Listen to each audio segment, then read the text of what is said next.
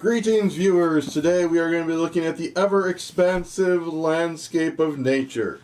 We are looking at an expansion for Cascadia called Cascadia Landmarks. Coming to us from AEG and Flatout Games. There's your illustrator.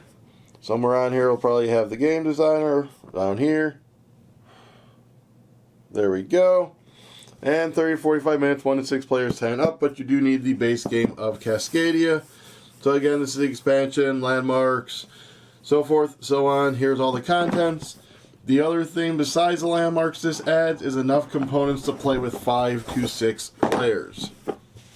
So I have not punched this yet. We did just get this for Christmas. I gave it to the family as a Christmas gift, but I have read through the rule book. So here's that. Your tiles you're using are going to possibly change because, as I said, they have a bunch more habitat tiles in here, so you can play with 5 to 6 players. So you can mix those in with all the others, and this tells you how many to remove now when you play. Also, if playing with the landmark expansion, you do need extra keystone tiles. So here are your components: 45 more habitat tiles, 35 wildlife, 15 nature tokens, 30 landmark tokens, scoring cards, rulebook, new score pad, wildlife, and 5 starter habitat tiles. So here's alternative rules for faster play. Here's clarification on the new wildlife scoring cards. Here's explaining how the landmarks work and its gameplay. And then the end game scoring for all of that. And then the scenarios and achievements are on these pages. Then the back is all about the Flatout Games collab.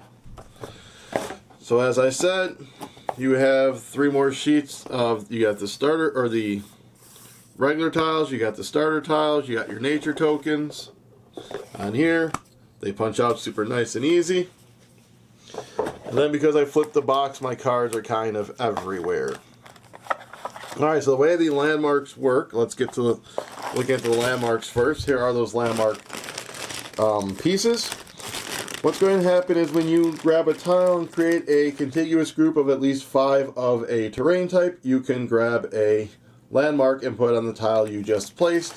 You can only ever have 1 of each landmark, and in so doing, you'll have an option to score a certain way based on the landscape scoring card you brought out, or you chose when you put it out. Let's get the water out here. And there's that. So there are your landscape wood bits. Here are more of the normal wood discs that go in the canvas bag that you'll be pulling out. Here are the new way that the nature cards will score. So you got the 3 more salmon, 3 more red-tailed hawk, 3 more red foxes, the Roosevelt elk, and the grizzly bear. So here's your cards. You got the grizzly bears, the elk, the red fox, the red-tailed hawk, and the Chinook salmon. There's that new score pad.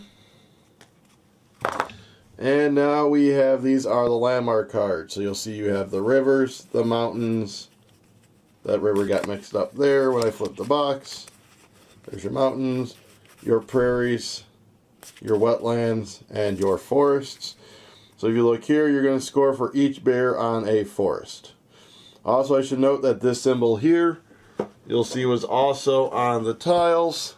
That's so you can figure out what came in the expansion and separate it out if you so choose. Alright, but let's go ahead and take a look at these cards now.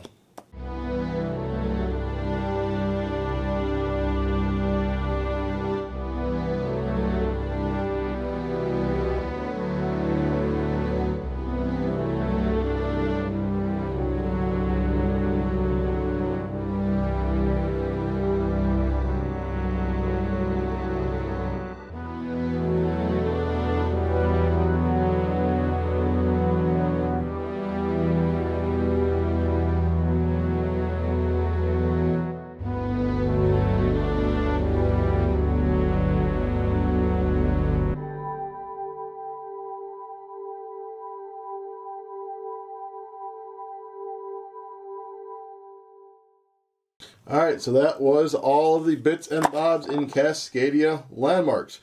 Hope you enjoyed. I'm now going to get this punched out and combined.